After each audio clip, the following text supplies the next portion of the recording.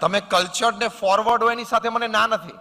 તમે cultured forward હોય એની સાથે અમને કોઈ નથી. મેં કીધું ને, men and women can work together, make good team, સરસ સાથે રહીને કામ કરી શકે.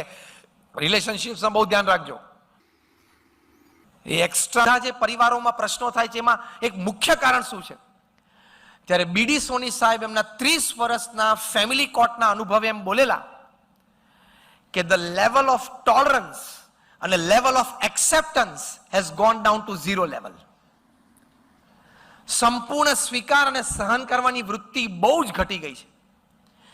આપણે કેવા માણસથી ઉછર્યા છીએ આપણી પેઢી કે જો હું ખોટો હોઉં ને તો દોસ્ત મને જાહેરમાં લાફો મારી દેજે, હું એક શબ્દ નહીં બોલું, પણ જો હું સાચો હોઈશ ને તો આટલું સહન નહીં કરું. આ એટીટ્યુડ આપણો હોય છે. યસ ઓર નો? ખોટો હોય દોસ્ત મને જાહેરમાં લાફો મારી દે, આમ સજ્જનની જેમ બોલે પાછો, પણ જો સાચો હોઉં ને તો આટલું સહન નહીં કરું, મોઢે કહી દઈશ. આ એટીટ્યુડ ફેમિલી રિલેશન્સ માટે ખોટો છે.